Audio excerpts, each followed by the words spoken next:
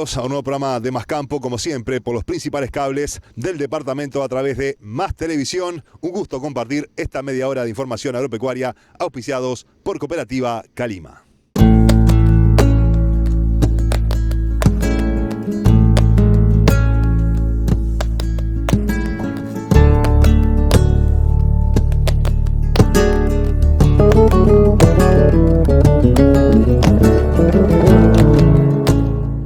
El pasado 3 de abril la Cooperativa Calima cumplió sus jóvenes 67 años, mucha historia a través de los mismos, muchas personas que hicieron del cooperativismo acá en el departamento de Maldonado su bandera y bueno, posibilitaron lo que hoy es la Cooperativa Calima, la realidad que hoy dispone realmente de estar bien posicionada en el medio, bueno, de lo que es todo el comercio rural y todo lo que es también, bueno, la producción agropecuaria a nivel departamental con muchísima gente que trabaja alrededor de la cooperativa. Vamos a compartir en la jornada de hoy la palabra de la ingeniera agrónoma Virginia San Martín, quien fue, bueno, desde muy joven vinculada a la cooperativa, también su padre, por supuesto, Rubi San Martín y toda su familia. Así que bueno, vamos a compartir la palabra de Virginia. Primero le preguntamos los recuerdos que tenía de aquellos primeros años de su infancia de la cooperativa. Bueno, mis primeros recuerdos de Calima se van hacia el año 76 más o menos, que es como si fuera mi hijo ahora, que Fabiano, que tiene 9 años. Y es cuando me siento recordando paseando por los galpones de Calima, ¿no? Esos galpones enormes cuando Calima estaba enfrente a lo que hoy es la terminal de San Carlos. Ahí se hacían grandes asambleas, se juntaba toda la familia, se ponían los bancos largos y bueno, y todos correteábamos, ¿no? Por ahí, mientras los adultos hacían la asamblea. Estaban, me acuerdo, los bolsones de lana. Bueno, esa es un poco en esos años. También recorríamos las cámaras de frío, ¿no? Nos metíamos adentro y humeábamos un poco qué pasaba. Después veíamos también, subíamos arriba, que estaba la gran biblioteca de la cooperativa, que era muy linda, y ahí se reunían, por ejemplo, los integrantes del grupo CREA, que en ese momento mi padre era integrante del grupo CREA ganadero, el Alcides Calvete, con otros amigos que después siguieron por muchos años más. También se reunían los integrantes del movimiento de la Juventud Agraria, que eran jóvenes rurales, y bueno, y todos esos recuerdos se me vienen mucho a la memoria. Estamos hablando de entre los años 75, 80, en donde la cooperativa tenía mucho auge, la familia se reunía, bueno, la cooperativa era muy importante y además, no sé si más o menos en esa época, cuando se abrió el puesto de Punta del Este, se vendían frutas y verduras, entonces eso también lo tengo muy en la cabeza, que era a la altura donde hoy está el Conrad, ¿no? O sea, increíblemente, pero bueno, Calima vendía sus frutas y verduras en ese lugar, ¿no? Así que bueno, esa era un poco mi memoria. Después ya en los años 90 yo me fui a Montevideo a estudiar y bueno, y regresé en los años 2000 y ahí sí me hice socia inmediatamente de Calima, con Undicose, ¿no? Como socia de Calima y también de la Sociedad de Fomento Rural e Industrial de Maldonado, que eran las organizaciones de acá. Pero bueno, mi padre fue toda la vida socia de Calima, siempre se habló de Calima y bueno, y ahí empezó mi actividad como socia de la cooperativa, ¿no? Así que ahí te acercaste. ¿A qué personas recuerdas de esa primera época, digamos, de tu infancia, la gente mayor que iba a la cooperativa y el personal también de la cooperativa en aquel tiempo? Y bueno, me acuerdo mucho de Esteban Nogués, me acuerdo mucho del Negro Fernández, me acuerdo mucho de los hijos, ¿no? Que bueno, que son mayores que yo, pero los recuerdo muy bien. También me acuerdo del que fue gerente de Mariño y también del que fue siguiente gerente de León, el Pochón de León, gente que estuvo muy vinculada a la cooperativa y que bueno, y que hicieron mucho por la cooperativa, más allá después que hubieron problemas de gestión y todo, pero yo qué sé, esas cosas, bueno, fue lo que pasó, hay que dar vuelta a la página y bueno, allá por los años 90 la cooperativa decidió vender su capital, tratar de empezar otra vez, ¿no? Una persona que dio mucho por la cooperativa, Leonidas de León, ¿no? Que un gran pionero en esa época. Y bueno, y eso hace que la cooperativa se quedó sin capital, pero se quedó con un gran capital, que es el capital humano, ¿no? El capital humano, y yo tengo que nombrar a Eduardo Sosa, que es el actual gerente, que fue uno de los que quedó, uno de los poquitos que quedó como funcionario, con la directiva del momento y que está hasta el momento de hoy como gerente y que bueno, y que de a poquito fue volviendo a crear esa confianza por el cooperativismo y a crear eso de que bueno, existen los valores cooperativos y que todo se puede, ¿no? Entonces realmente para mí fue muy importante. A partir del 95 la cooperativa empezó a remarla de a poquito, porque es muy fácil cometer un error y que todo el mundo descrea, ¿no? Rápidamente de ti, pero volver a retomar esa confianza es bien difícil y lleva muchos años, así que yo valoro muchísimo eso, porque al día de hoy la cooperativa ha vuelto a ser creíble, ¿no?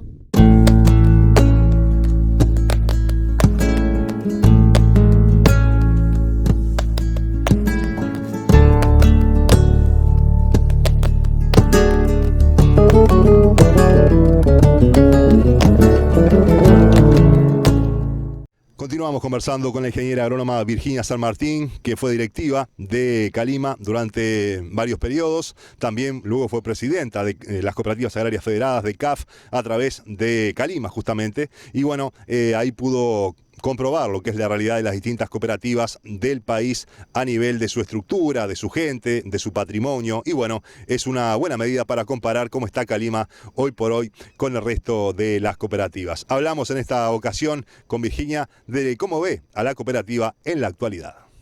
Y yo creo que Calima tiene un potencial muy importante. Yo ayer revisaba, nosotros hicimos un trabajo, yo era secretaria de Calima en el 2016, que fue una caracterización de los socios, una encuesta, y era a 199 socios, creo, y hablábamos de que un 7% aproximadamente éramos mujeres y el resto eran varones. Y hoy estamos hablando de más de 300 socios en cuestión de 5 años y un 15% mujeres. Por supuesto que falta mucho para trabajar, pero creo que ha trabajado mucho Calima. Por supuesto que al haber estado en CAF a mí me dio un panorama como directiva de todas las cooperativas, porque cuando uno llega a la directiva de CAF, si bien sigue siendo referente de una cooperativa, que no es, en mi caso la cooperativa base es Calima, bueno, uno es directivo de todas las cooperativas a nivel nacional integrantes de CAF.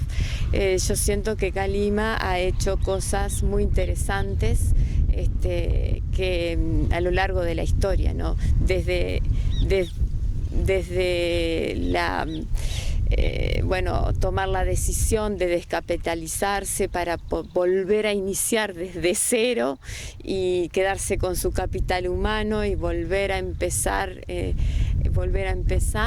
hasta bueno, decisiones de bueno, participar en proyectos que le ayuden, que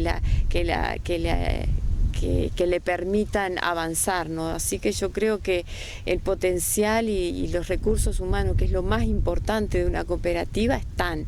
Creo que hay que recordar, creo que eso es muy importante, o por lo menos yo así asumo el cooperativismo, agradecer todo lo que nos ha pasado, porque nos ha pasado de todo desde hace 67 años, creo que si lo miras como cooperativa, ha vivido todos los tiempos, y también tratar de soñar, ¿no? Porque de mirar en futuro, ¿no? Porque bueno, si es algo que hemos tenido que aprender en estos últimos tiempos, es que esto cambia de minuto a minuto. Entonces, bueno, el tiempo es muy valioso, hay que usar ese tiempo para pensar y para reconstruirse, ¿no? Rápidamente, porque las generaciones que nos siguen a nosotros, y en este caso me baso mucho en mis hijos, bueno, ¿qué piensan del cooperativismo? ¿Qué cooperativismo quieren, ¿no? Y eso creo que es la pregunta que deberíamos hacernos todos los días y tratar de avanzar no muy lento, porque no nos van a esperar, me parece a mí. En eso de soñar el futuro, ¿cómo proyectas a Calima? ¿Cómo te la imaginas dentro de unos años? Yo me lo imagino una empresa cooperativa con ese diferencial que tenemos. Es una empresa, pero con valores, que es lo que nos diferencia al resto, ¿no? Los valores que tanto se ha hablado durante estos tiempos, ¿no? Esos valores es lo que no podemos abandonar, es lo que tenemos que reforzar, pero sí tenemos que agilizar a que el resto de la comunidad vea y se materialicen en realidad, ¿no? Y vea y lo sienta, porque muchas veces nosotros nos quedamos en un discurso, por decirlo así, o en que nosotros estamos tranquilos, que nosotros sabemos, que nosotros los conocemos, que nosotros somos parte de esos valores. El tema es que el resto de la gente entienda que esos valores son así. Creo que ahí está el gran desafío, para que las cooperativas den ese salto de transformación, porque si no, evidentemente nosotros vivimos un mundo muy competitivo. Entonces, bueno, con ese diferencial creo que nosotros tenemos esa ventaja, porque nosotros nos basamos en las personas, en el ser humano. Entonces, bueno, ahí es por donde tenemos que ir. Pero me parece que tenemos que ser rápidos en las decisiones y en los lineamientos. Esa es mi opinión. Yo creo que veo a Calima, una Calima posicionada, una Calima que tiene que trabajar en quizás no muchas áreas, quizás priorizar las áreas, pero firme y en forma segura y adecuada y ayornada a los tiempos y a los cambios, sobre todo a quienes vienen atrás.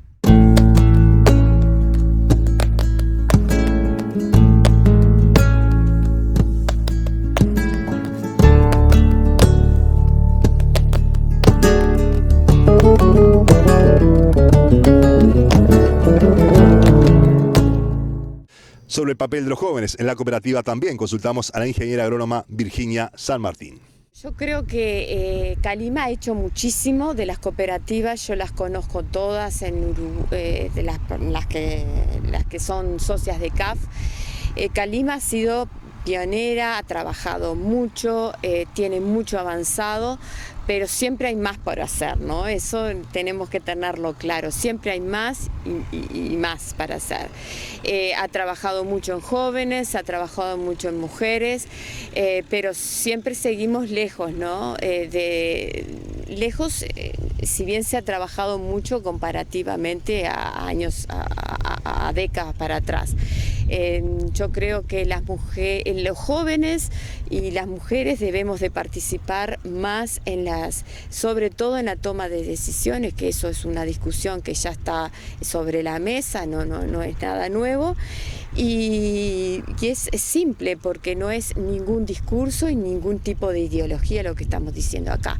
Es simplemente que la mitad de la población del mundo está integrada por mujeres, ya sea jóvenes o sean adultas, o sea, son mujeres. Entonces eso hace que los temas a tratarse en una mesa de discusión tengan un tono masculino o femenino. Bueno, cada día más eso es necesario para mejorar la competitividad de las empresas. El cómo es lo que tenemos que avanzar y rápidamente, ¿no? No estoy hablando de cuotas, sí, simplemente del cómo vamos a hacer las cooperativas para que eso avance rápidamente. ¿Por qué? Porque es necesario, ya el diagnóstico ya está, o sea, más de la mitad de las mujeres. Ahora, ¿por qué las mujeres no participan? Eso es lo que tenemos que saber. Algunas porque no les gusta, otras porque no quieren, otras porque no tienen la posibilidad. Bueno, todas están en su derecho de participar o no participar. Lo que sí tienen que tener es la oportunidad de hacerlo.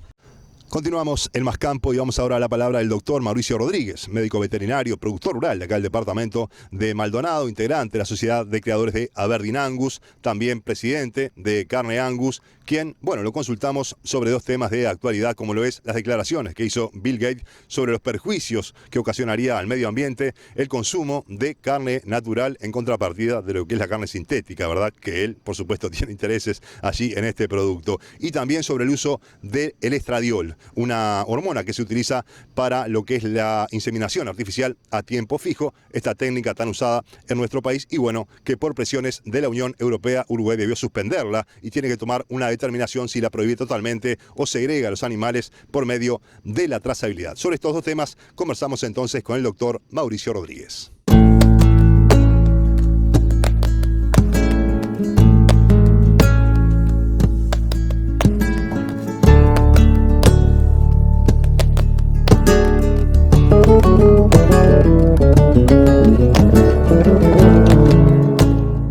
Echarle la culpa a las vacas.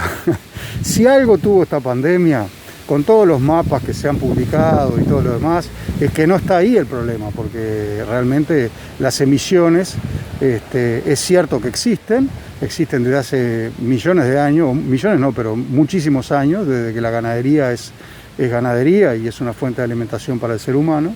Y realmente el aumento de los gases de efecto invernadero provienen de otras cosas que no es el ganado. Ahora, yo con esto tampoco quiero salir a defender el ganado como si fuera inocuo y no tiene nada. Realmente lo que deberíamos hacer como país exportador de primer nivel a nivel mundial es tener elementos técnicos que permitan rebatir ese tipo de sentencia como la que puede emitir Bill Gates, que claramente no es una sentencia desinteresada. Él tiene intereses creados en este tipo de carne o este tipo de producto que él llama carne y que claramente no lo es, porque carne es otra cosa, pero no es revoleando el poncho que nosotros tenemos que salir a combatir porque ahora salió, viste, que hay un acuerdo del Real Madrid con una compañía que produce carne, entre comillas, sintética. O sea que ese es un dato de la realidad. Nosotros no lo vamos a cambiar. Es un tema que es políticamente correcto, echarle la culpa a las vacas y realmente lo que tenemos que hacer es defenderlo con argumentos técnicos, en todos los foros que tengan que ver con eso y contarle a nuestros hijos, que muchos se van a creer esa propaganda que sale por todos lados de que la vaca es mala y contamina y eso claramente no es así. La verdad, ¿cuál es? La humanidad hace muchos años que come carne y realmente si le permitió crecer, desarrollarse del Homo sapiens a lo que somos hoy como especie, mucho tiene que ver con el consumo de proteínas de origen animal y dentro de esa la proteína bovina. Así que realmente me parece que hay que poner las cosas en su justa dimensión y no es porque nos pueda expulsar de nuestra forma de vida y demás, no, es porque en realidad la carne es sana, es un alimento que es sano, es muy bueno y realmente además es muy necesario para que la gente sobran ejemplos de gente. El INAC ha hecho una propaganda fuerte a ese respecto, de gente o de chiquilinas o de mujeres embarazadas que han tenido problemas con la gestación y con los niños por el tema de la falta de consumo de proteínas rojas. O sea que en realidad, a ver, la carne es buena, las vacas no son inocuas, las vacas sí eliminan gases que son de efecto invernadero, son mínimos al lado de lo que sucede con todo el resto de los aviones, de las industrias, de la quema de petróleo, o sea, de combustibles fósiles. Ahora eso alcanza, y bueno, no alcanza, lo que hay que poder comunicarlo y decirlo claramente como es. Pasando a otro tema también de actualidad, como lo es el estradiol, que se prohibió, ¿verdad?, hasta septiembre. Tiene que tomar una determinación el país si lo prohíbe definitivamente, o otra de las alternativas sería segregar aquel ganado que se ha tratado por medio de la trazabilidad. ¿Cómo están viendo eso desde el lado de los productores, desde el lado también de la Sociedad de Criadores de Aberdeen Angus? Ahora voy a esa pregunta, pero déjame hacer una reflexión final sobre el tema de las carnes alternativas, porque me parece importante. Dos cosas. Desde el punto de vista ambiental, si bien la vaca comiendo un pasto nativo, que es un poco lo que vos hacías referencia, ese pasto nativo cuando crece secuestra carbono. Entonces esa es la cuenta que hay que sacar en el balance. Es claro que cuando uno piensa en una ganadería en el Amazonas con deforestación, que talan árboles nativos de millones de años para sembrar un cultivo o una pastura, es complicado, pero no es el caso del Uruguay, ni es el caso de los climas subtropicales. Bueno, ahora pasando al tema del estradiol, ahora sí. Bueno, como decía, hay dos opciones que se manejan actualmente. ¿Cómo estás viendo esa posibilidad? A ver, el tema del estradiol es un tema técnico y es un tema político. Desde el punto de vista técnico, vamos a ser claros, realmente, ¿a qué afecta? Afecta a los protocolos de inseminación a tiempo fijo, tú eso lo sabes bien de bien. Hay alternativas a los protocolos que se usan sin estradiol. Yo no me quiero poner muy técnico, pero sí hay una hormona que es la GnRH, que va 2 niveles más arriba, o sea, estimula la hipófisis para que segregue el estradiol. Entonces, ¿encarece? Sí, encarece. Es un poquito, ¿encarece cuánto? Encarece un 15-20% los protocolos de tiempo fijo, o sea que una inseminación de tiempo fijo de $10 pasa a valer $11.50, $12, números redondos, ¿verdad? Hay una alternativa tecnológica. ¿No es tan efectivo? No es tan efectivo. En realidad prefiero darle la droga, que es mucho más barata, y darle la justa cantidad que necesita, y no tener que ir a estimular la secreción de una hormona natural. Esa es la razón técnica, o sea que en realidad no tiene un gran problema desde el punto de vista del uso de los protocolos y de la afectación en general. Ahora hay un tema de soberanía. Yo entiendo, el cliente tiene la razón. Todos los que vendemos algo sabemos que nos orientamos a lo que nos piden los clientes. Pero los clientes, cuando son mercados importantes, no pueden pedir cualquier cosa. Por eso existe una regulación en el mundo a nivel de comercio, ¿verdad?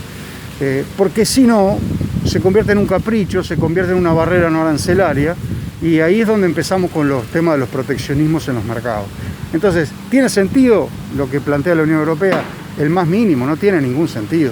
Ahora, hay que demostrarlo técnicamente y poder pelearlo en los lugares donde corresponde, a los efectos de que alguien le diga: mire señor, usted lo que está poniendo es un obstáculo técnico al comercio, y eso no corresponde. Pero bueno, está lleno el comercio de obstáculos técnicos, y es probable que sea uno más. ¿Qué pasa con esto? Uno lo mira siempre desde la amenaza, pero es lo mismo que hablábamos hace un rato con las carnes alternativas. En realidad uno también puede mirarlo desde el punto de vista de la oportunidad. ¿Por qué? Porque, bueno, acá producimos sin hormonas, y en realidad el estradiol es una hormona que se puede utilizar, no tiene gran problema, pero puede ser el paso que nos permita demostrar a través del sistema de trazabilidad que tenemos implementado y que cuesta sus buenos mangos, poder demostrar de que en realidad esos animales, segmentarlos, como decías tú. Y si no se puede segmentar y se prohíbe el estradiol, hay alternativas para el uso del estradiol. Lamentablemente hay algunos tratamientos técnicos que van a quedar por el camino, pero ya le vamos a encontrar la solución. Lo mismo pasa con la carne sintética, o sea, en realidad, ¿es una amenaza? Sí, claro que es una amenaza. Ahora, también es una oportunidad, porque en realidad Uruguay, que produce como produce, realmente tiene la posibilidad de ir a demostrarle al mundo de que lo que está produciendo es una carne, es un alimento inocuo, de altísima calidad, que es muy demandado por los mercados que pagan bien, y en realidad que le peguen a la carne más de tipo industrial hasta puede ser una ventaja competitiva para Uruguay, transformarse si la sabemos aprovechar. Y eso es lo que me parece que está en juego en estos casos. No son los temas que aparecen o los obstáculos, es cómo reaccionamos frente a esos obstáculos, porque ya te digo, tal vez si somos inteligentes los podemos convertir en una buena oportunidad. Y así ponemos punto final a un nuevo programa de Más Campo. Como siempre, un gusto acompañarlos en esta media hora de información agropecuaria. El reencuentro, como siempre, dentro de una semana. Que pasen ustedes muy bien.